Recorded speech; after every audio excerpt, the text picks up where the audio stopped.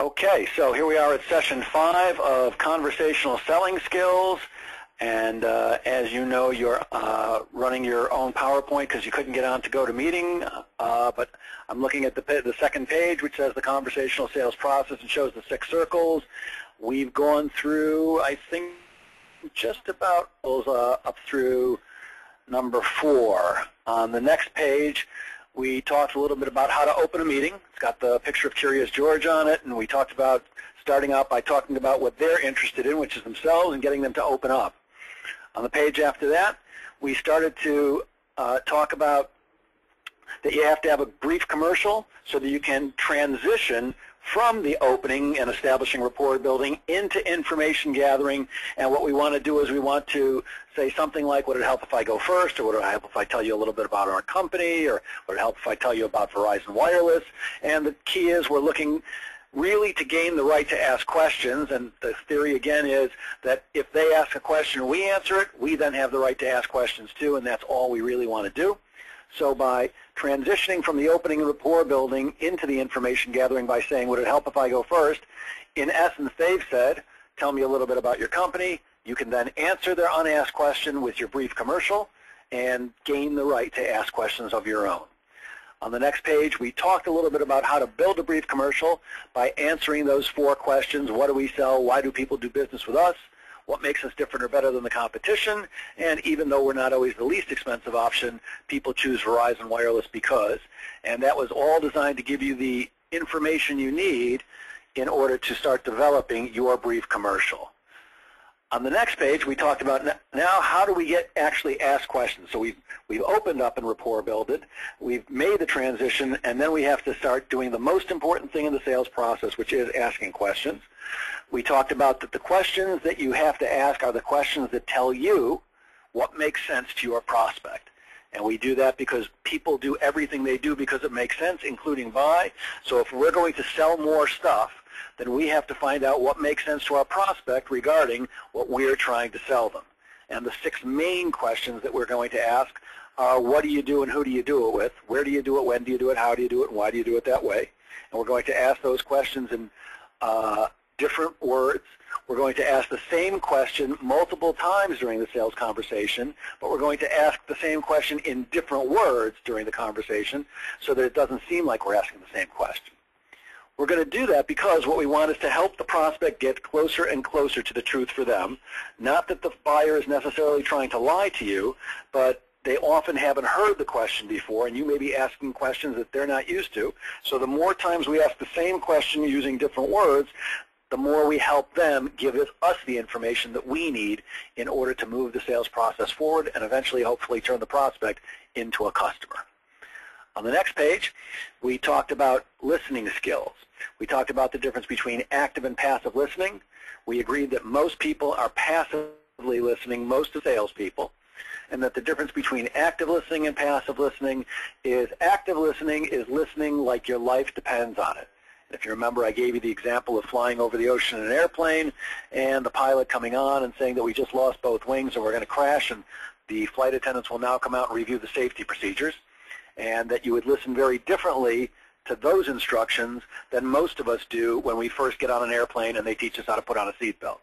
So active listening is the key to being a good listener, and it's essential if you're going to ask questions to be a great listener, because if you ask questions and don't listen to the answers, you might as well not have asked the questions at all.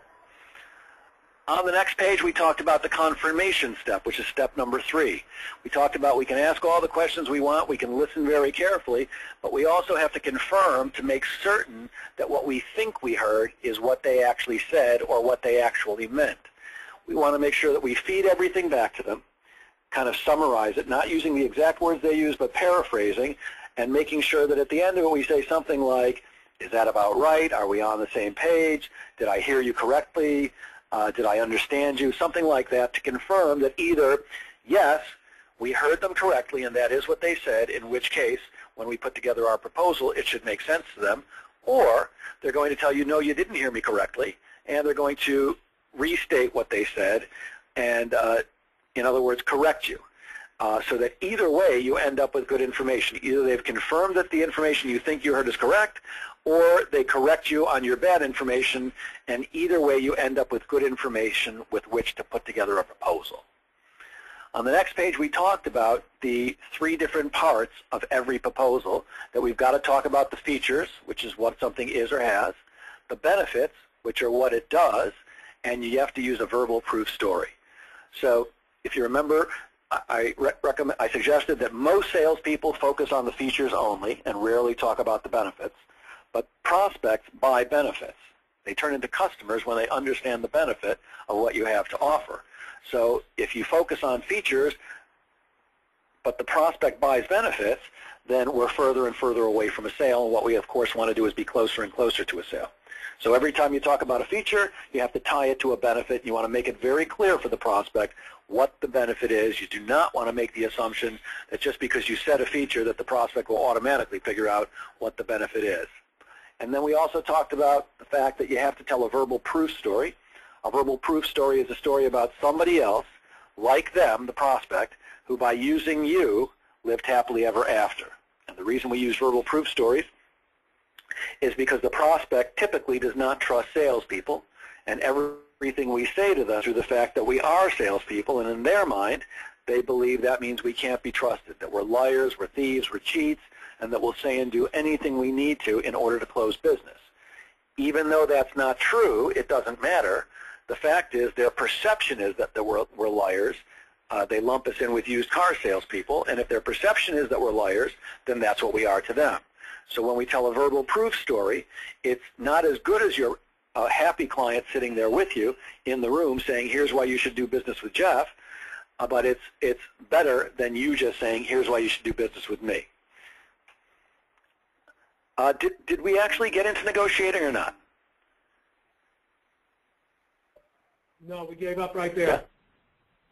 That's what I thought. Okay, good. Right, benefits. That was the last thing we talked about. Okay. Let me open up. Oh, you can't see this. Okay, it doesn't matter. So you're on the page that says don't negotiate, yes? Correct. Okay. Just give me 1 second. I'm going to pull up another document, which I think will help give you an explanation that will be useful. My documents. Here we go.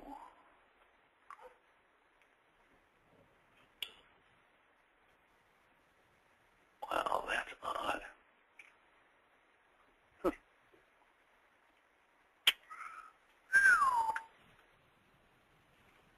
Sorry, just give me 1 second. I'm looking for another document that will give me some notes to help you with this. That's weird.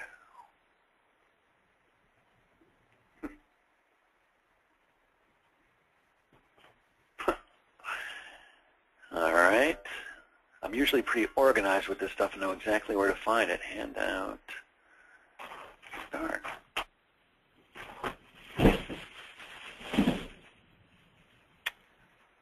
All right.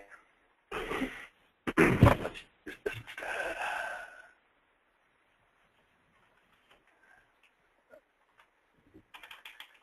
Okay. This should do it.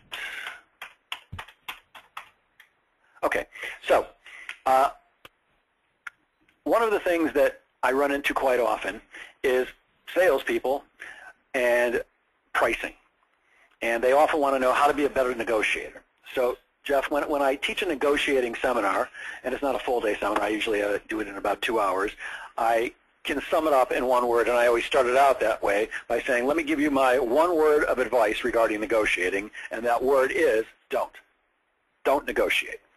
And usually when I do that, Jeff, there's a gasp from the audience. They can't believe that I'm suggesting, and I have to go on to explain that I don't mean don't negotiate. What I really mean is don't negotiate the way most salespeople negotiate. And the way most sales negotiate is like this.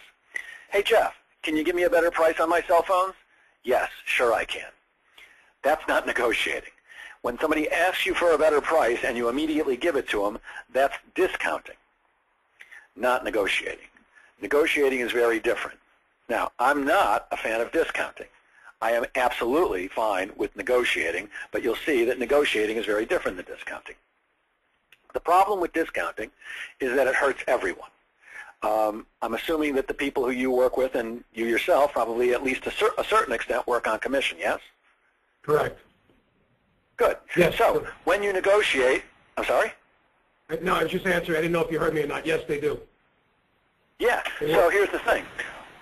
When you discount, when somebody asks you for a better price and you automatically give it to them, what you're doing is you're hurting yourself because you're cutting your own commission.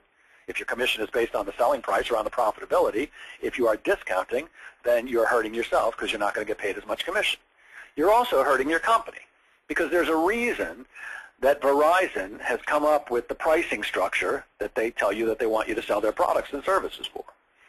And the reason is somewhere, probably in a little small cubicle at some point, some accountant with a visor on and one of those green lamps that sits on an accountant's desk and a bunch of sharp pencils sat down and figured out, here's what we need to sell stuff for in order to make a profit and make enough profit so that we can pay all the salespeople, pay all the other employees, pay for the manufacturing of our products, pay to have the network put together and constantly upgraded, advertising, and all the other thing that keeps the lights on in the building that you work in and the air conditioning and all the things that make up the business of Verizon Wireless. And they said, here's how much we have to charge to do all that and to turn a profit for the company so that all the executives make money and everybody gets paid and blah, blah, blah, blah, blah. When we discount, we hurt ourselves because we're taking our commission out of our own pockets, and we're also hurting the company because they're not making as much money. Now, when I say don't negotiate, what I really mean is don't discount. When I say don't discount, I mean, I'm not saying I don't discount, but when I discount, I negotiate. So there are several things that you need to know about negotiating. And again, that first word, don't, doesn't mean don't negotiate. It really means don't discount without negotiating. You have to be prepared, if you're going to be an effective negotiator, to defend your price.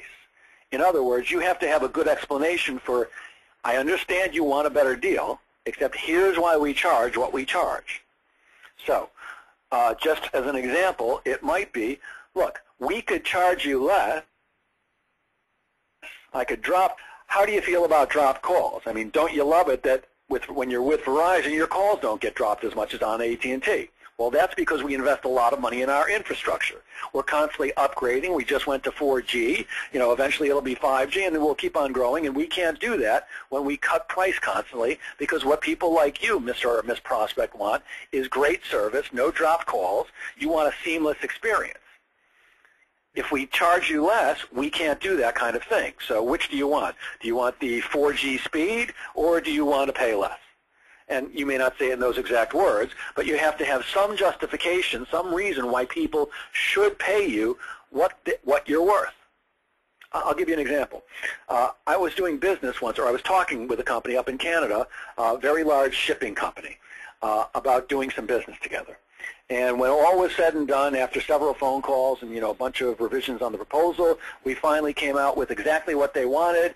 And I'm talking to the senior vice president of sales, a very nice, very reasonable guy. And he said, look, everything looks great. This is exactly the program I want, but I got to tell you, $47,000 is too much. Can you do it for $43,000? Now, the $4,000 was not going to make or break my year. And clearly, it was going to help him. However, I hate giving away money. And when I came up with the pricing of $47,000, there was a reason for that pricing. My feeling, Jeff, is if I can do better on the price, I'm going to just give you that price from the get-go. But anyways, what I said to this guy in order to defend my price is, look, Dave, let me ask you a question. When I'm standing in front of your 100 salespeople and trying to help them to learn how to sell better and prospect better and manage their pipeline better, do you want me focusing on delivering the content in a way that actually impacts them and your bottom line, or do you want the little voice in the back of my head to be going, gee, Dave talked me down $4,000? And in a heartbeat, he said, well, I want you focused on delivering the content. Don't worry, the $47,000 will be fine. Wow. And that was all it took to put $4,000 more in my pocket. Now, look, if I had dropped the price by $4,000, I was still making a profit, a healthy one, a fair and reasonable one. However, my feeling, based on my hourly rate and the amount of hours that I was going to have to use and the travel and all that stuff, was $47,000 was the right price. And when Dave, the prospect, heard my explanation, he immediately said, no problem.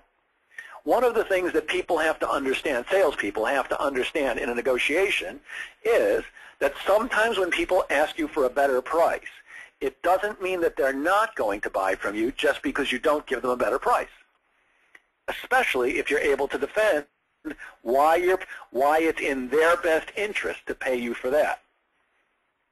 Does that make sense? It does, and I like the move a lot. Yes, so did I. And actually, so did he. Actually, when I got up to Canada for the first day of training, he goes, I got to tell you something. I was really impressed with what you did to me. Like, what did I do to you? And he kind of went over the situation that I just went over with you. And he goes, look, I could have used that $4,000 for something else, but what you said just made so much sense, I couldn't resist but going, okay. You have to understand what it is you're bringing to the table and all the benefits that the prospect is going to get out of dealing with you. And when they do understand that, they're far more likely to either pay the asking price, or you'll have to lower your price a heck of a lot less. And that's certainly what we want to do. In a sales negotiation, it's different than what most people think about when they think about negotiating. What most people think about when they think about negotiating is, for example, I don't know if you remember several years back, there was a New York City transit strike. You know, the subways and the buses were shut down for a couple of days. So what most people think about when they think about negotiating is, so the transit system shut down in a locked room somewhere. There's a bunch of fat guys on one side of a table and a bunch of fat guys on another side of a table, and they're all smoking cigars. And you know, the guys on one side are from the union, and they're going, "We want more money." And the guys on the other side represent the city, and they're going, "We're not paying you more money.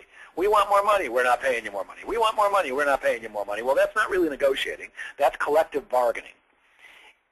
We all know that there's no way that the city of New York is not going to eventually come to a deal with the transit union because we need the subways and the buses to run. However, in a sales negotiation, we do not have to come to an agreement. We knew that the transit workers were eventually going to agree with the city, or the city was going to agree with the transit workers. But in a sales negotiation, one of the possible outcomes is both sides walk away and nobody gets anything. You have to realize that while most people, including most sales trainers, they liken sales to war. In fact, you might have been suggested that you read the book The Art of War by Sun Tzu. Well, I kind of disagree with that, although that's a great book. The thing is that in war, there's a winner and a loser. Now, I could easily argue that in war, everybody loses because people die and there's materials that get used up, blah, blah, blah, and it's expensive. But usually you think about wars, there's a winning side and a losing side. Well, in sales, there is no winning side and losing side. Either the prospect becomes a customer and gets your products and services and you get their money, or they don't become a customer, they don't get your products and services, and you don't get their money. So it's either win-win or lose-lose. And what we're looking to in a sales negotiation is to create a win-win, even to the point where you have to realize that even if you are a strong negotiator and you crush the other side and they do end up doing business with you, you get everything you want and don't give them anything they want, but they still agree to do business with you, it's probably not going to be a long-lasting relationship because they're going to remember that you crushed them, and the next salesperson that comes along, the next time it's time to do business or renew their contract, who treats them right, they're going to say, you know, that the beach guy really crushed us and made me look bad. Even if they don't say it consciously, subconsciously that's what they're thinking, and they're going to be very susceptible to to have their business taken away from you. So the goal of any negotiation has to be create a win-win and make sure that the other side, as well as our side, sees that the outcome is fair. We want them to be happy that they negotiated with us and believe that they won and we won. And discounting is always the lowest form of negotiation. In negotiating, you always have to have not just your plan A, here's what I plan to do in this negotiation, but you also have to have a plan B, because it quite often happens that what you go in with originally is not what you end up with, and you want to be thinking in advance, if they don't accept this, what else can I do? So I always like to go with a plan B in my pocket. And one of the things about a plan B is to know what little or no cost or low cost resources you have available. In In other words, what is it that you can throw into the package that costs you little or very little that will seem like it's worthwhile to the prospect and make them less likely to hammer you on price? So I'll give you an example. When a company does business with me, typically I include follow-up, reinforcement. So maybe I do a day of cold calling training, and then the next day I come back and I'm with them and I watch them on the phones for half a day and observe them and critique them. But then 3 weeks later I get on the phone with them and I do a 1-hour conference call to reinforce everything that we talked about and to do a question and answer session so that now that people have gone out into the world, tried the techniques that I've taught them, they're going to make some mistakes and I can help them correct course. Well, it costs me way less to do a reinforcement session than it does to do an in-person training. So when somebody says to me, gee, I'm uncomfortable with the price, or you got to do better on the price, well, I'd rather throw in an extra hour of reinforcement than drop my price. I want to get the amount of money I'm looking for. Now, you could certainly say that, well, throwing in an extra hour of reinforcement is costing me something because my time is worth money, and of course that's true. But it's not as much money as it is in dropping the price and getting less money than I'm supposed to for my time. Does that make sense, Jeff? It does. It definitely does. Good. So you always have to know what you can throw in that either costs you nothing or very little. You also want to make sure if you're going. I'm sorry? Just two things. One, I agree. We don't bring that to the table immediately. We keep it in the back pocket. But I did have a question. When you mentioned something about how you're doing your cold calling training, I'm meeting Jamal. This is a complete aside, and I'm sorry to do this in between our session here. I'm meeting with Jamal on Thursday. We're actually going to be presenting someplace together. I'd like to bring you up on that and what you've done in the past, and try and get him to talk to all the players are going to be there. In other words, that day. So okay. I think that would be wise. My question is, you mentioned the training. Do you do the calls with them, or you just let them do it on their own? They do the calls, and I'm walking around, and I think we did this with you when I was there with Susan. I walk around and listen to people while they're on the phones, and I give them a critique on the spot. So I might be standing over you, and I see you're on the phone. I'm listening to what you say. When you get off, well, first of all, sometimes I make quick notes, and I'll point to it and say, here, say this, so I can give you something to say while you're on it, while you're actually on a call. But after you get off the call, I can say, look, I couldn't hear the other side, although it's better when I can hear the other side. But here's what I heard you say. Here's what did they say. Well, here's what I would have said, or here's what you might have said in order to possibly have gotten the appointment. So no, I do not make live calls myself, but I'm listening to them make the live calls and critiquing on the spot. Got it. Okay. Well, he's going to want to know. That's why I'm asking. I appreciate it. Cool, man. The next thing is you have to negotiate from a position of strength, or you have to act like you're negotiating from a position of strength. So you have to either be in a position of strength, or you have to act like you're in a position of strength. And the only way that I've been able to figure out to negotiate from a position of strength is to not need the deal. The only way you can effectively negotiate is to be willing to walk away. Now, how can you do that?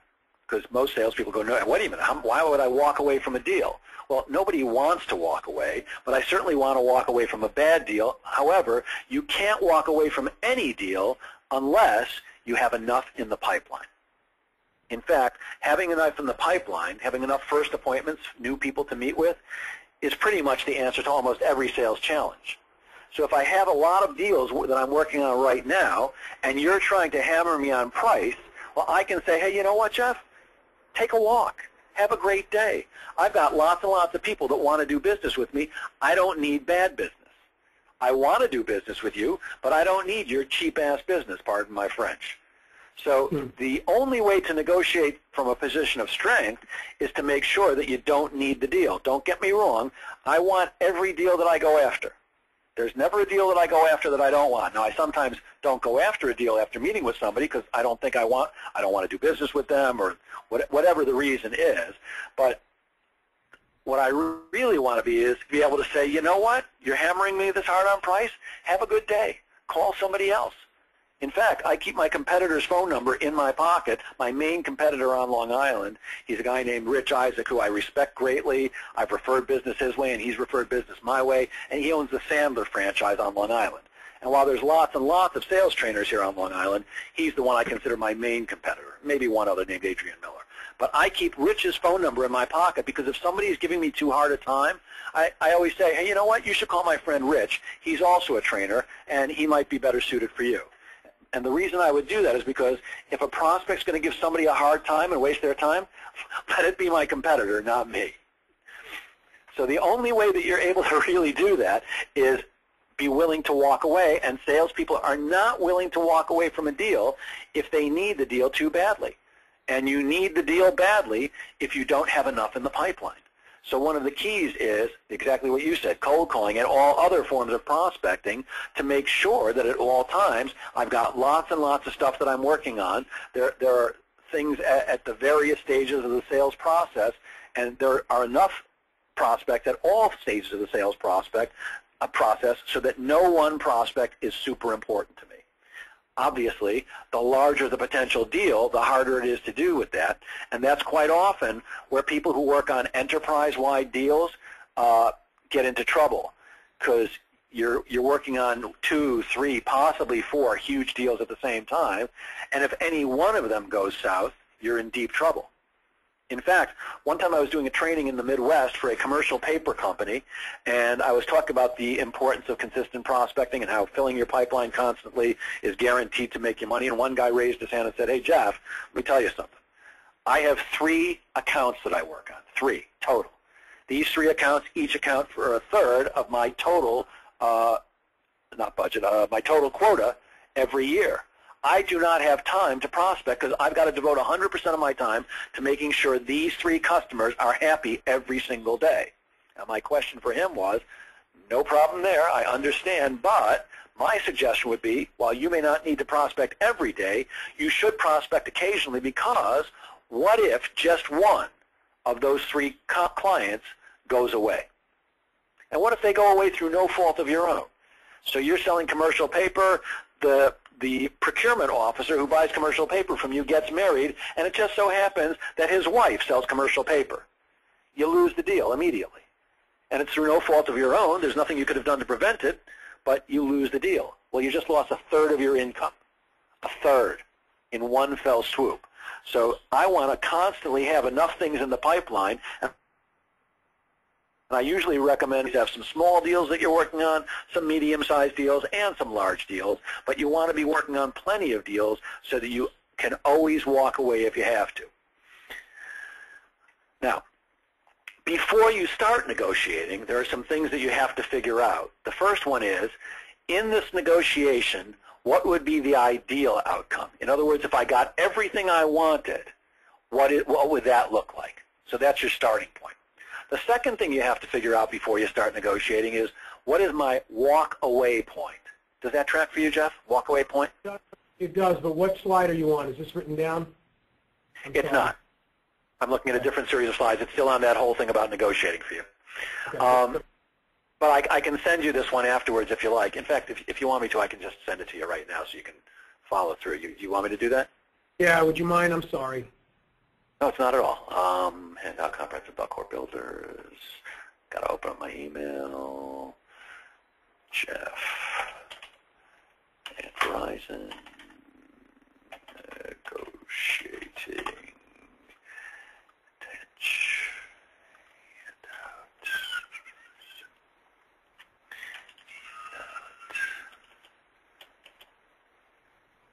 Comprehensive.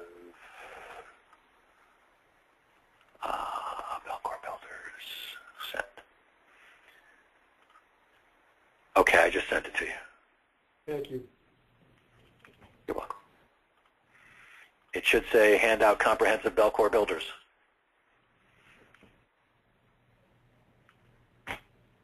Not yet.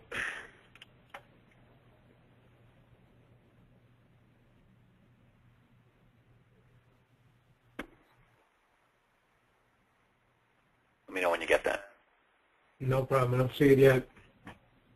Did it go? Yes, it went.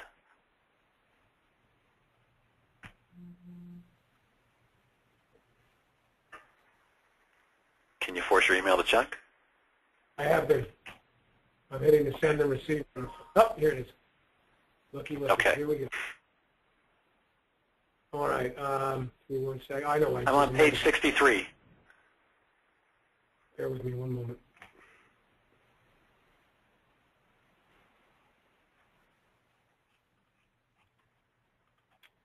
'63. Thank you. Okay, on page 63? Yep. Okay, great.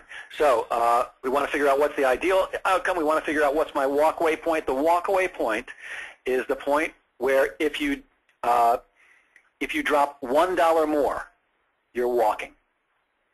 So you have to know what is that point. In fact, for me, it's 1 penny more.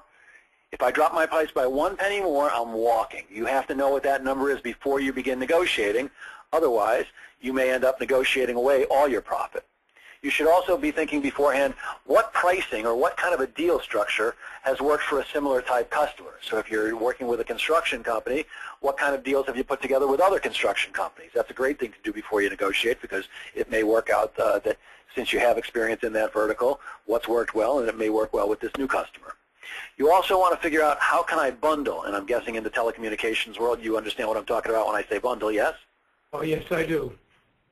Good. So how can I put packages together besides what I'm trying to sell them that may make it more attractive to them, and they're less likely to negotiate my price down?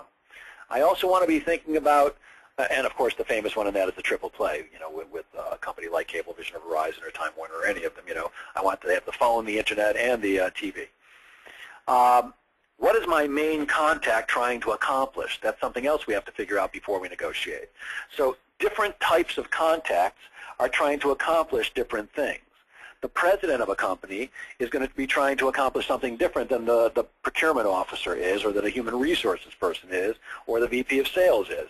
You have to figure out what are they trying to accomplish, what's their end game in order to be an effective negotiator, because you can base your negotiations on what they're trying to accomplish. I also want you to think about, before you negotiate, what do I know about this company and their past buying patterns? How have they worked with me in the past when they buy? Do they always try to chew me down, 40% on my price? Well, if that's the case, then I would probably recommend a tactic which I don't usually recommend, but if we know that a company always chews you down by 40%, I'm probably going to increase my first asking price by 40% so that they can chew me down to the price that I really want to get. And by the way, that's not a tactic I typically like to do, but if I know from their past buying patterns that that's what they do, then I'd be foolish to not use it. Makes sense. Great. I also want to think about who are my internal rabbis. And of course, the larger the organization, the greater the likelihood of having a rabbi. And by a rabbi, I mean often there's somebody in an organization that's on your side. They want what you've got, but the decision has to get made by somebody else. So your rabbi is somebody who can feed you information about how the decision-making process is going. Or perhaps they can tell you what the company likes or doesn't like about your proposal, so that your rabbi can help give you information to change your proposal and get a greater likelihood of closing. So I want to figure out before I start negotiating, who do I know, if anyone in the company, that can get me that kind of information. I also want to figure out beforehand what's their decision. And you should be able to find out how a company makes a decision, either from having done business with them in the past, so you know how they make decisions, or by simply asking them how they make this kind of a decision. And it kind of goes back to when we spoke about getting referrals. It's, the last time your company bought wireless services, how'd you go about it and who was involved? So when I ask that question, I'm going to find out who is the decision maker, who was involved in the decision-making process, and what criteria did they use? How do they make their decisions? And finally, I also want to know before I start negotiating, what other options, if any, does my prospect have? Now, in your case and my case, they usually have other options. And I should know enough about my competitors, as should you, to be able to know whether they have any other options at all, and if so, what are those options? On the next page, it should say the golden rules, although with the white letters, you can't see it all, but it should say negotiating the golden rules. So the number one golden rule of negotiating is to never give up anything without getting something in return. Never give up anything without getting something in return. When you give something up and get something back, that's a negotiation. When you give something up and get nothing back, that's a discount. I don't like discounting. So for example, I sell my time typically in blocks of 10 hours when somebody hires me as a consultant. And for 10 hours, I charge X. Well, if somebody buys 30 hours or 50 hours or 100 hours, I'm certainly willing to discount my hourly fee, my fee per hour. But that's, while I told you I don't want you to discount, well, I'm not really discounting there. I'm negotiating because if I'm getting something back. In return for dropping my price per hour, I'm getting a commitment from you to buy more hours, which means I don't have to go out and sell those hours to a different client. So it saves me time. You're getting a better price. I'm actually making a fair price per hour, and it's less than I would normally charge you because you're also doing something for me. So I never, ever give up anything without getting something back. The second golden rule of negotiating is never, ever negotiate against yourself. And the way you negotiate against yourself is by offering to discount. And typically that sounds like this. Well, our price is X, but don't worry about that. I'll take care of it for you. I can do better. Well, you just negotiated against yourself. You just cut your own throat. And to me, that doesn't make sense. By the way, if we go back to the never give up anything without getting something in return, I often get pushback on that. And the example I love to give is, and I may have shared this with you already, and I apologize if I'm repeating myself, but a few years back, I was sitting in my office and the phone rang in February, and it was a woman named Maria, who was the secretary of the the Sales and Marketing Executive Association of Puerto Rico. And Maria told me that she had gotten my phone number from Citibank, who at the time was a big client of mine, and that they had said very nice things about me. And she asked, would you have any interest in coming to Puerto Rico in March and addressing 350, was it 200? It was either 250 or 350 members of the Sales and Marketing Executive Association of Puerto Rico. So she was inviting me to come to Puerto Rico the following month and wanted to know if I would be interested in that. Well, you can imagine me sitting in my office a block from the beach in February, pondering, do I want to go to Puerto Rico in March? Well, as you can imagine, that sounded pretty darn good to me. So we had a lovely conversation. She asked me lots of questions. I asked her lots of questions. And after about a half an hour on the phone, she said, this all sounds great. I think we're going to use you. And I said, hey, Maria, do you have any other questions for me? And she said, no. I repeated by saying, are you sure you don't have any questions for me? And she said, no, I think I'm good to go. And I said, hey, Maria, I don't do this for free. Aren't you interested in what I'm going to charge you? And she said, oh, yes, indeed. What do you charge? And I gave her the number that I would charge for a speech. And here's what I heard on the other end, Jeff. Maria went like this. Oh. Now, you and I both know that that's not typically the sign that your pricing is good. So I said, Maria, I can hear by your sigh that perhaps I'm a little bit more than your budget allows. How much over your budget am I? And Maria said, well, Jeff, I'm sorry? Good question. Yeah, of course. It's about the only question you could ask at that point. I mean, you could say it a lot of different ways, but I said, how much over your budget am I? And she said, $500. You're $500 more than we've allowed for the speaker for this event. Now, here's the thing. In the scheme of things, $500 is not going to make or break my year. It's not going to make or break my month. And don't get me wrong, I need $500 as much as anybody does, but I easily could have said, $500, don't worry about it, Maria. I'll be happy to take, what my pricing minus the $500. However, I don't like to give away money, especially $500. Giving $1 to a beggar on the street, that's one thing. But $500, that's a substantial amount of money, so I don't like to give it away. And here's what I said. I said, Maria, you don't really know me, but as a matter of fact, as I speak to you, I'm a block away from the ocean because I live a block from the beach. Any vacation I've ever taken involves a beach because I love the beach. And I've been to almost every island in the Caribbean, but amazingly, I've never, ever been to your island. I've never been to Puerto Rico, and I'd love to come there. Here's what I suggest.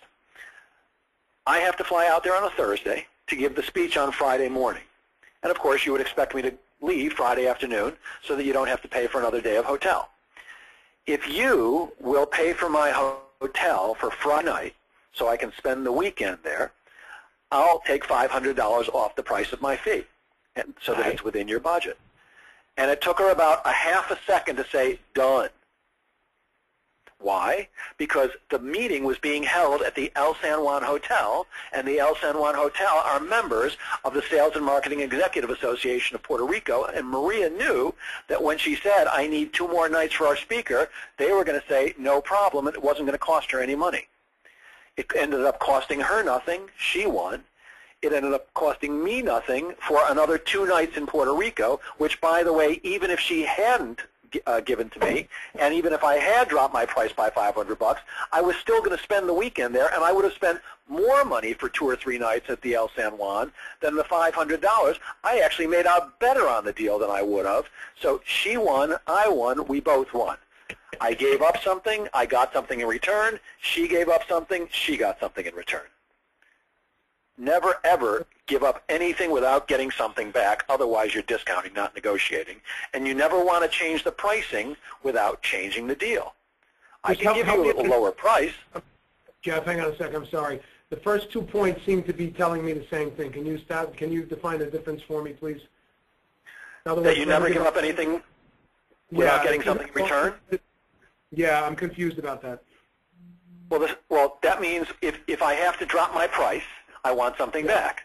So, no, I get that. For you. I get that. What I'm seeing is the first 2 to me seem to mean the same thing to me. In other words, one is saying don't offer the discount, the other one is saying don't discount. Am I reading it wrong? Are you talking about point number 1 and point number 2? Yeah, that's where I'm confused. One is essentially saying, hey, don't discount, because that's what you're defining discount as, right? Giving up something without getting anything in return. And then it says exactly right.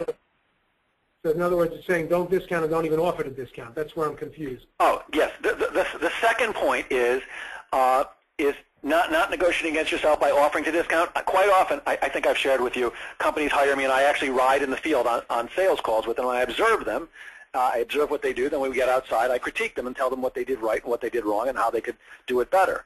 And quite often, especially, by the way, in the world of advertising, which I've done a lot of work with, they walk in and say, wow, I've got some great new programs for you, and here's the price, but don't worry, I'm going to do better for you.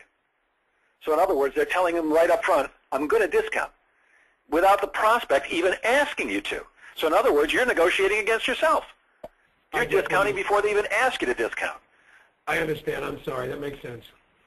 Yeah, no sweat. But yeah, why would I possibly offer to discount if I don't need to? See, my feeling is this, Jeff, and different companies run their organization. My feeling is, if I can discount, then why aren't I doing it in the first place? Why aren't I just charging you a fair price? Because what it means to me is, if I ask you for a better price, and you can drop your price without asking for anything back from me, in other words, you're discounting, then you were screwing me in the first place if I didn't ask you for a better price. And I can tell you from personal experience that I will absolutely not do business with somebody who does that to me. For example, a few years back, well, it must have been more than a few years, probably 8 or 10 years ago now, when I was still living in the house with my family in Rockville Center, it was one of those winters where it just snowed and snowed, and I mean just constant snow. And I got tired of shoveling out the driveway and the walk after a while. I don't know about you, but when I was a kid, there always used to be kids that would come around, ring your doorbell, and offer to shovel your driveway for $10 or $20 or whatever it is. But nobody comes around like that anymore. I was that kid. That was you, yeah. There you go. Me too. But halfway through the winter, I said, my back is breaking. I'm done. I can't do this anymore. I'm going to buy a snowblower. And I get in the car and I drive to my local hardware store because I'd rather support the local guy than Home Depot, and I got nothing against Home Depot. It's just if I can do business with the local businessman, I certainly tried to. Anyways, I go in, hey, I need a snowblower. I want something with all the bells and whistles. I want a snowblower that's going to throw snow into the next county.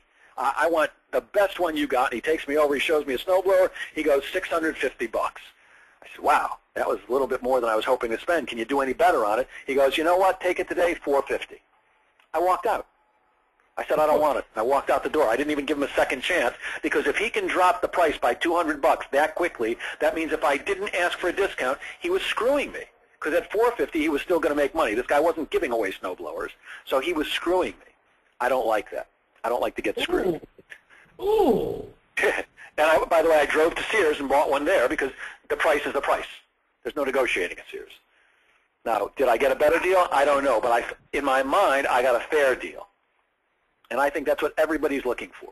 They're looking for the best value they can get at the most reasonable price.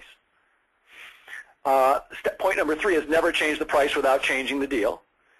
And point number 4 is negotiate price last. I'd rather negotiate anything other than price, and if I have to negotiate price, that's the last thing. So I'd rather negotiate terms. I'd rather negotiate the contract. I'd rather negotiate anything other than price, and then if I've got to drop my price, that's the last thing I'm going to talk about. And you always, always want to help your prospect walk away from a negotiation, if they're not the ultimate decision maker, looking good, and you want them to feel good too. If you beat them up and still win the deal, you may have won the deal, but you're not going to have a long-term customer. Does that make sense? Yes, it does. Okay. With that one, and we can go back to the other PowerPoint that you were using before. Now, let's see if I could do that without, there we go. Okay. So we're back to the one that says conversational sales process. Yep. Hang on one second. I'm just writing here. Okay. Take your time. I'll tell you, you want to laugh about the iPad. You know, I take all my notes on the iPad with you. It's a good little application. Yeah, Notes Plus it's called. I can actually take the PDFs, send them to myself, which is pretty neat. Oh, that is cool. Yeah, it's good stuff. Do you type right on the iPad, or do you have a keyboard? No, I use a stylus. This is all my handwriting. Oh, you're right. Yeah, it's awesome. No kidding. It's awesome. Yeah, it works out very well. There are other ones. I've tried a couple of them. I bought this one first, and then I said, let me try this other one. They keep talking about it. Nothing comes as close to this. The best one I've ever seen. Huh. I have a keyboard that is, it's Bluetooth, so I can type on that, and it shows up on the iPad, but I didn't think about actually writing with a stylus. I'll have to check that out. Well, because of the nature of my business, what I do, it really looks good. We work with tablets. I'm going to work with one in front of you. We sell them. I'll show you how good it is, how important, You were just about to ask me something. I'm sorry. Just when you have a moment, if you would email me the name of the company that makes the stylus and the model so I can check it out and maybe take a look at getting one. Yeah. Okay, cool. All right. All right, are you back to the PowerPoint? I am. I'm under don't negotiate, win-win, give-get position of strength. Slide 10. Okay, we're going to go to the next page now, and that shows circle number 6 where it says close. Yep. Oh, my favorite part. Okay, good. So now we've established rapport. We've gained the right to ask questions. We've asked questions. We've confirmed that the information that we think we heard is what we heard, and we've made our presentation based on our features, our benefits, and our verbal proof story. And if needed, we've negotiated. Now, if we've negotiated, then we have to quickly, once again, sum up the proposal or the presentation, and then it's time to ask for the business. Now, my goal in the sales process is to get through with all that stuff and have the customer say, the prospect say, sounds good, I want it. Or sounds good, let's write it up, or something like that that says, Jeff, I want to do business with you. Sometimes that happens, but sometimes you actually have to ask them to do business. And most sales studies show that the #1 reason that salespeople fail is because they don't ask for the order. They never say the words, will you do business with me, in whatever words they're going to use. So while I'm not a fan of trick closes, and there's lots and lots of them out there, you do have to have some verbiage that allows you to say, will you buy from me? And the one that professional opinion close. And actually, it's not written out exactly on your slide, but the professional opinion close works like this. You've summed up the proposal, and you simply say that, in my professional opinion, that's the plan that makes sense to me, and what I believe we should do to move forward. What do you think? Hold on, stop. That's very good. Hold on. Thanks, man. In my professional opinion, and I don't know why I didn't write those words on the PowerPoint slide, but in my professional opinion, that's the plan that makes sense to me and what I think we should do to move forward. Hang on a second. In my professional, that's the plan. Take it. Sorry. No sweat. No, this is good. I am going to take my time. Sorry. Okay, that's the plan that makes sense to me. And what I believe we should do to move forward.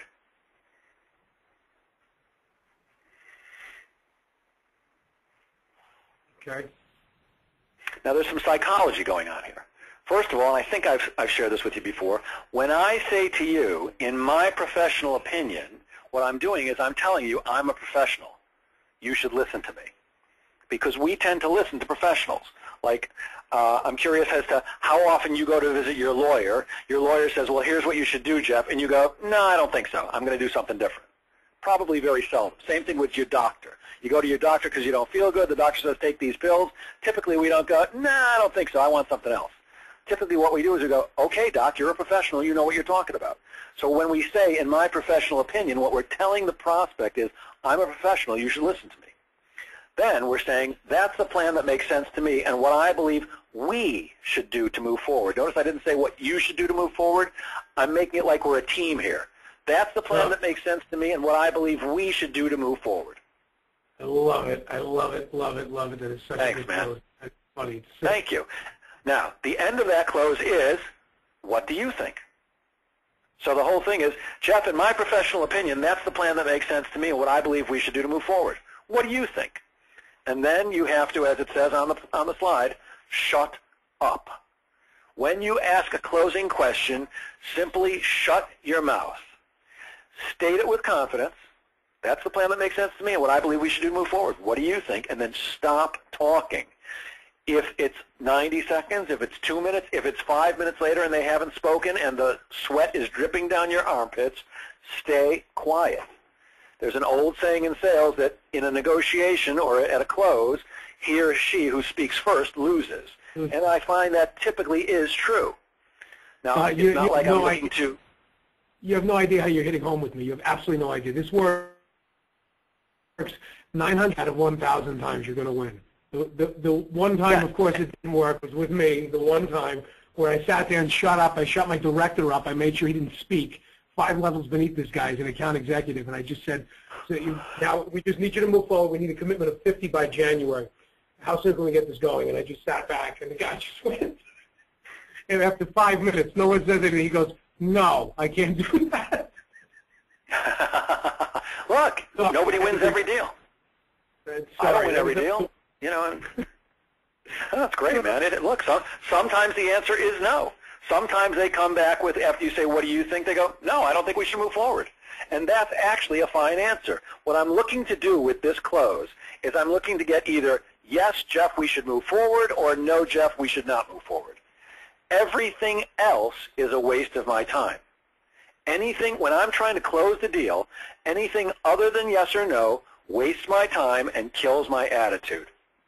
And we'll talk a little bit about how to deal with challenges that come up. But my feeling is that if I've done the information gathering process correctly, then I've uncovered the objections before I ask you for your business. Because about the last thing I want to do is ask you for your business, have you say no, and now have to start fighting an uphill battle. Because you've already got no in your mind. So the only way I'm going to get a yes from you is for you to change your mind. And if you've already got no in your mind, I'm going to have to fight with you about it. I'm going to have to convince you or persuade you or talk you into it. And if you remember from the very beginning session, I said that sales is not about convincing. It's not about persuading. And it's not about talking people into things. It's simply a conversation or a series of conversations that leads the prospect to choose to do business with you. So yes is a fine answer. No is a fine answer. Anything else stinks. Now, you may have heard, just like I've heard many, many times, that in sales it takes 6 no's to get a yes. And typically what they're talking about is not that 6 no customers equals 1 yes customer. What they're typically saying there is a prospect has to say no to you 6 times before they change their mind and say yes. That's one of those phrases that sounds like it should make perfect sense, except in my professional experience, that's not the way it works. I rarely find a prospect that says no to me 6 times in a row and then decides, oh, you got me on that one. Okay, I'll take it. It's like going up to a girl in a bar, can I buy you a drink? No. Can I buy you a drink? No. Can I buy you a drink? No. Can I buy you a drink? No. Can I buy you a drink? No. Can I buy you a drink? Okay. You know, usually maybe you have to ask once or twice and then they'll change their minds, but typically no 5 or 6 times means no. So I don't want to have you have no in your mind before I ask you to close. I want you to have yes in your mind. So I'm looking to uncover any objections I possibly can be to close so that the answer hopefully is yes. However, I'll tell you this. No is almost as good as yes for me. Yes is the best possible answer. No is a close second. Everything else is unacceptable, especially things like think it over. Anything other than yes or no doesn't work for me. So when the prospect says, yes, I think we should move forward, you simply whip out your pen and the contract and start filling it in. Or in my world, when somebody says, yes, I think we should move forward, the next words out of my mouth are, great, let's pick training dates. Because when a prospect picks training dates, I'm showing up on those dates. You're closed. The only time you're more closed is when your check clears my bank. But you're closed when you say you want to move forward. Now, the other possibility is they say, no, I don't want to move forward. In which case, I'll ask you, what do you think I say when they say, I don't want to move forward? What I think you're saying? Yeah, what do you think I say? When I ask a prospect, in my professional opinion, that's the plan that makes sense to me, and what I believe we should do to move forward, what do you think? And they say, no, I don't think we should move forward. What do you think I say then? Well, I don't know, you're going to find out why. You're going to ask them why, and then you're going to exactly. And then close it. Exactly right. The next words out of my mouth are, why? Now, I don't say it that way. What I say is, wow, Jeff, I didn't expect you to say that. Why not? So you told me you don't think we should move forward. I go, wow, I really didn't expect you to say that. Why not? And because I need to know the why not. The why not is what's preventing me from feeding my family. The why not is what's preventing me from helping you do your job better, my potential customer. So I absolutely want to know either why or why not. Why are you saying that, or why don't you want to move forward? And by the way, that's a question that most salespeople are afraid to ask. Well, I'm not afraid because I've already not got the deal. I might as well find out what's keeping me from getting the deal because it may be something I can deal with. It may be what I call smoke. They're trying to blow smoke up your rear end and they just want to get rid of you. Or it may be that there's something I can work with. But unless I ask why not, I'm not going to find out. And by the way, the why not almost always sounds like this. So I say, that's the plan I think that makes sense to me and what I believe we should do to move forward. What do you think? They go, no. I go, really? Why not? They go, well, you see, the thing is, the thing, you know the thing? I'd like to know the thing too. So please, go ahead, tell me the thing. And they've always got a thing. Yeah, you like that, huh? All right. So let's go to the next page. So that's the whole close, by the way. That's the whole thing. I don't say anything else. I'm simply looking to move them forward. So the next page talks about objection handling.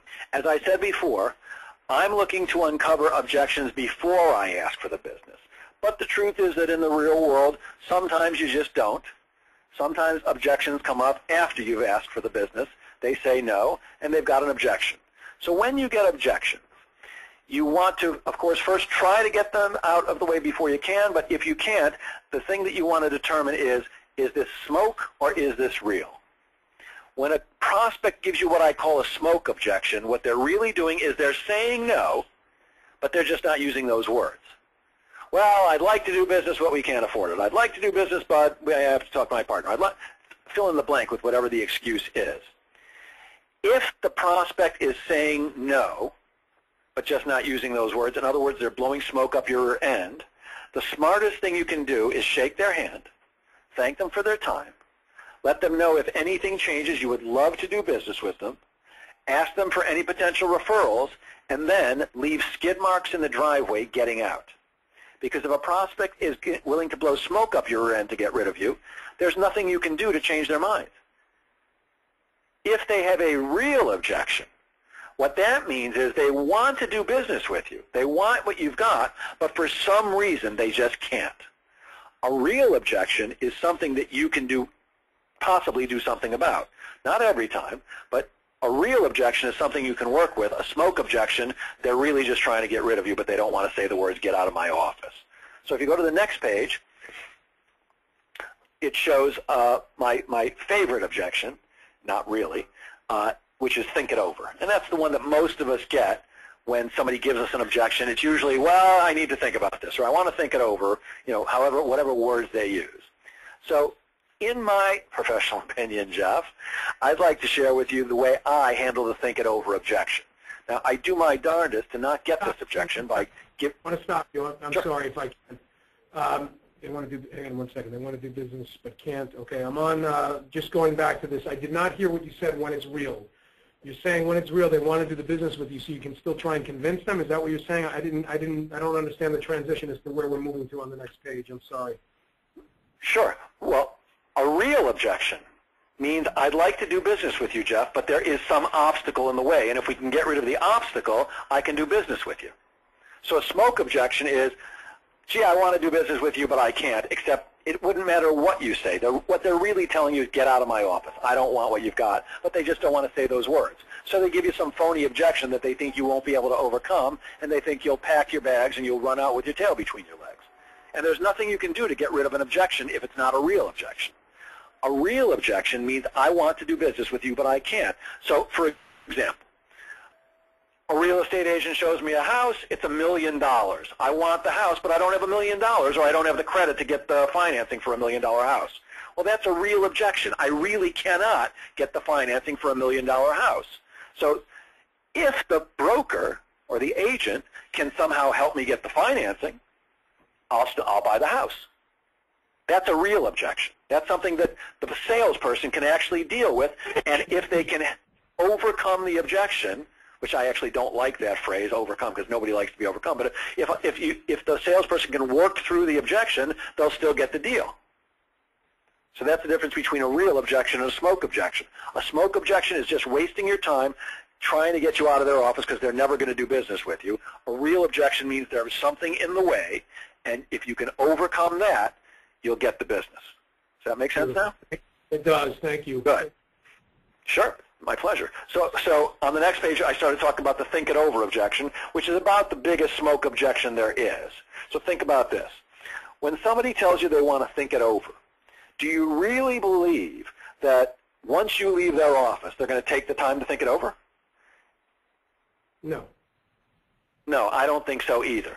I think it's incredibly rare that somebody says they want to think it over, pulls out their calendar and says, oh, next Wednesday at 2 o'clock I'm going to spend an hour thinking about Jeff's proposal. No.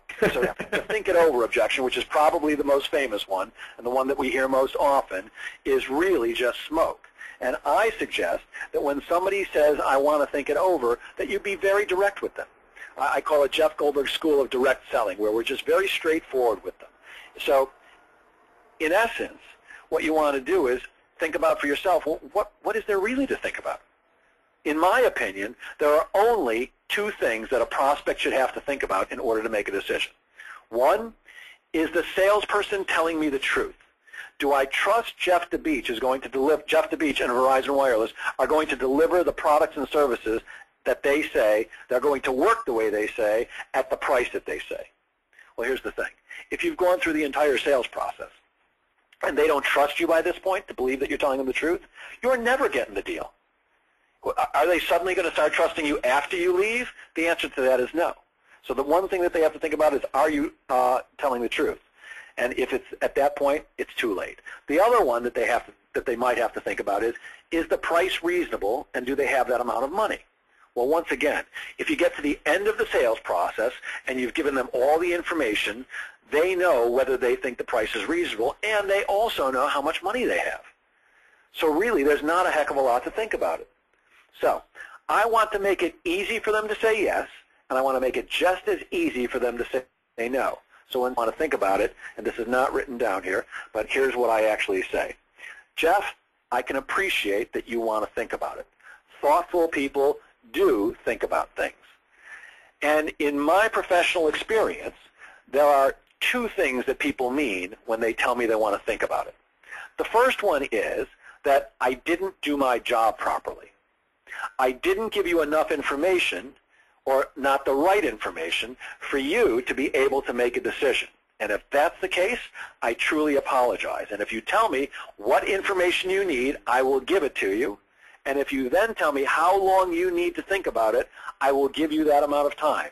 And I mean, if you tell me you need a day, I'll call you tomorrow. If you say a week, I'll call you next week. If you tell me to call you in a year, I'll call you in a year. As much time as you need to think about it, I will give it to you.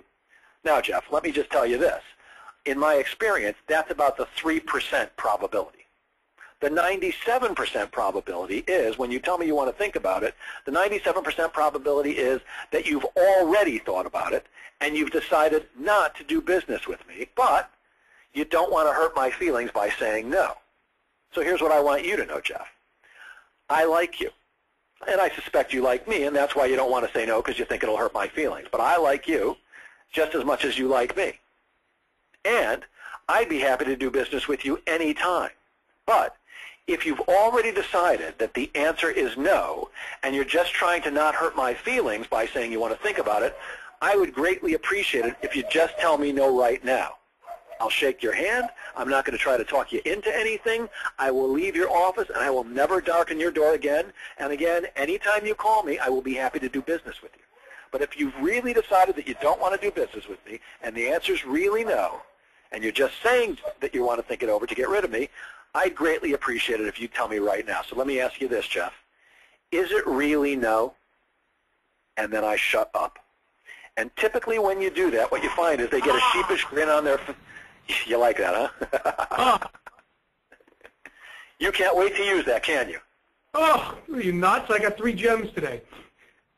Well, here's what I find. When you say that to a prospect, typically they get a sheepish grin on their face, and they'll go, yeah, Jeff, now that you put it that way, it's really no, I'm just not going to do business with you, at which point I shake their hand.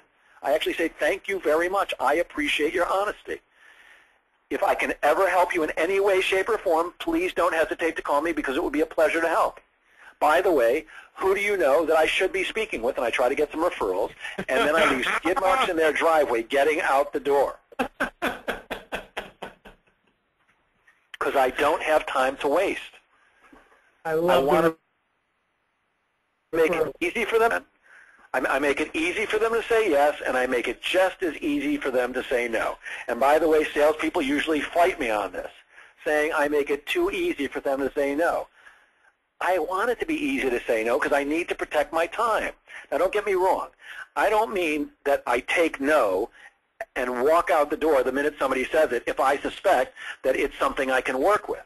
But when you figured out that the prospect really is just not going to do business with you, the smartest thing you can do is leave and leave them with a good taste in their mouth about doing business with you potentially in the future, but get out so you can go find a fish that might be biting. Go find a prospect that wants to do business with you now so that you can feed your family.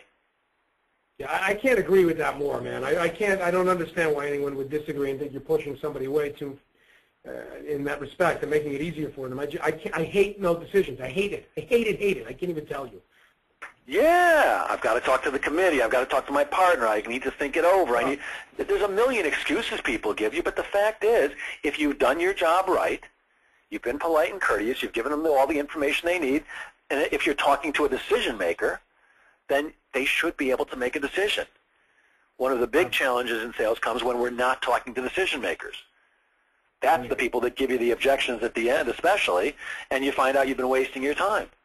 I'd rather talk to decision makers all day long and have them say no to me than waste my time with people who say think it over but really mean no anyways. And if you go to the next page on the next slide, here's the system I use to handle objections, and it's very simple. The first thing is you want to identify the objection. So somebody gives you an objection, you want to identify it by feeding it back to them. So somebody says, gee, I'd like to do business with Verizon Wireless, but your price is too high.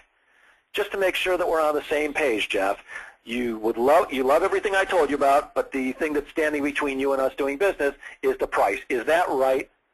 And when they say yes, you know you've identified the real objection. Sometimes when you feed the objection back to them, they say, well, no, that isn't really what I meant. What I meant was, and you need to be working with the real objection. If it's a real objection, not smoke, then you need to be working with the real objection, not necessarily what they first said. So you feed it back to them to get a confirmation that what they said and what you heard is exactly what they said. I'm sorry, I didn't say that right. What you heard is what they said. In other words, the objection that you believe to be the objection is actually what they're objecting to. The second step is to isolate the objection, to make sure that that after you work through that one, they don't have 15 other objections in a line. So once you've fed it back to them and gotten confirmation that that is what they said, you simply say, so if I was able to take care of that problem, that the price I can, Jeff. But if I could, and I could come up with a price that works for you, is there anything else in the way of us doing business together? In other words, if I could wave my magic wand and come up with the right pricing for you, is there something else in the way of us doing business? And then, of course, you want to shut up and wait for them to answer, because what we're hoping for is that's the only objection. If not, I want to uncover what all the objections are so that I can deal with them one by one. But what I don't want to do is, okay, now that I've overcome that objection, here comes the next objection. Now I got to overcome that objection, here comes the next one, and we're going back and forth and back and forth. And in essence, we're fighting. Well, we lose every fight. I don't want to make this a fight. If you've got 3 objections, let's deal with all 3 at once. 5 objections, I'll deal with all 5 at once. But I don't want to deal with them one at a time. And the third step is using a VPS, a verbal proof story. So now that I've identified the objection, I've isolated it and made sure that's the only one, I'm simply going to tell you a story, just like we did in the proposal stage, about a similar prospect in a similar situation at some point who's told me they also couldn't afford it or whatever their objection was, and how we worked it out for them. So, gee, Jeff, you know, your situation reminds me of the XYZ company. They also wanted to get, 3,000 cell phones and nationwide coverage, and they said, we were really having trouble coming up with the, initial payment. And what we did was we found out that by offering them a 3-payment plan over the next 3 months or the next 3 quarters or whatever you work out with them, that they were actually able to get involved with Verizon Wireless, and now they're a happy customer. Would that work for you? So again, by telling a verbal proof story about somebody else who was in a similar situation, and by helping them out, it worked out happily for them, it gives them a chance to go, oh, we could do that?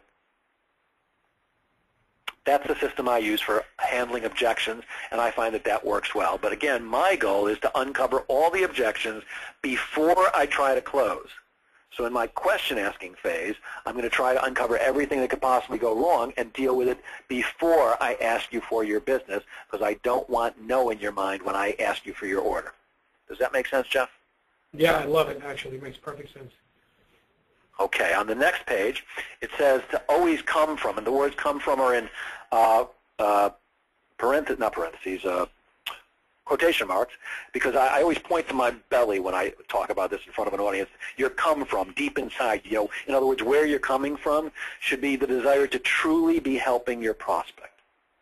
You really want to come from, how can I help you? What can I do for you to make your life easier, your business better, make you more efficient, more effective, more profitable? What is it that I can do to help you? And when you're doing that in an objection handling, if you're not just trying to overcome the objection so you can make a commission, people sense that you're really there to help. And Zig, says that the word sell comes from the Swedish word sälja, which means to serve. That's the job of a salesperson, to simply serve your prospect and hopefully turn them into a client. On the next page, it's a gentle reminder, as if I didn't say it enough times, that one of the things you always have to remember is you always want to look to be moving the sale forward, and you want to remember the best next action step philosophy. And just in case you could forget, which I don't think is possible because of how often I repeat it, is the best next action step philosophy says that you never ever leave a meeting or a phone call without setting up the next meeting or phone call right then and there. When you do that, you save yourself time and you make more money, because you find that you start working with interested prospects rather than people who are just wasting your time. One of the keys to making more money in sales is making sure that you use your time to the greatest effect. And the only way you can do that is by realizing not all prospects are equal. Some prospects are prospects initially, but they're never going to buy from you, which means the smartest thing to do is to find out, are you interested or are you not? And my feeling is that when you get a next action step, in other words, another meeting or another phone call before leaving the meeting or phone call that you're on right now, when the prospect gives you that other meeting or phone call, they're telling you, I'm interested. They may not end up buying. What is the B in next action step, the BNAS? BNAS, best next action step. Best next. I didn't know what the B was in the acronym. I'm sorry. Best, yeah. It's also called the action step philosophy. It's called the next step philosophy. Trainers have a million names for it. BNAS is just mine. But really, it's the bottom line is you don't leave the meeting or the phone call without setting up the next meeting or phone call right then and there, so you're constantly moving the sale forward. Anytime the prospect will not give you that next best action step, what they're telling you is, I'm not interested. At least I'm not interested right now. And there could be a million reasons why they can't. Look, sometimes there are real reasons why they can't move forward with a next meeting or a next phone call right now. I'm going on vacation for the next 5 weeks. Well, it's unreasonable for you and I to expect a prospect to make a decision while they're in Italy on vacation. So sometimes you can't get a best next action step through no fault of your own. But here's the other thing. If you can't make a decision because you're going to be in Italy for 5 weeks or traveling Europe for the next 5 weeks, it's stupid of me to give you the same amount of time and attention every day while you're out of the country than I do to all the other prospects, especially the prospects that are giving me best next action steps and telling me I'm interested in moving forward. So I don't want to waste my time on people that aren't interested, and the best way I can find to gauge that is, will you give me another meeting? Will you give me another? Are you willing to do something that will move this sale forward and hopefully eventually get this sale to closed? So that BNAS philosophy is one of the most important things I think you can possibly pick up when in working with me. You know, I think you'll agree that, you know, in every session I try to give you lots and lots of little action points that will help you make more money, help you close more business, help you prospect more effectively, shorten your sales cycle, things like that. But of all the things I teach, I think that that's probably the most important one. Always move the sale forward, or find another prospect to replace them because they don't want to move forward with you, at least not right now. Does that sound reasonable, Jeff? Yeah, no, and it was something that I believed in before we even had this conversation. I never called it that, of course, but you better believe it. All right, when can we what day works best for us to come back and discuss this next week? So we've got 2 more sessions left. This was session number 5. The next session we're going to cover your favorite topic, cold calling. Yep. And we're going to use probably the entire session to cover that. And then the last session we'll be talking about how to manage your pipeline. And I'll teach you a system for managing your pipeline more effectively, for strategizing sales forward, for forecasting effectively, and it'll also help you with time management. So if you've got your calendar in front of you. Two huge things I need. That's great. I love it.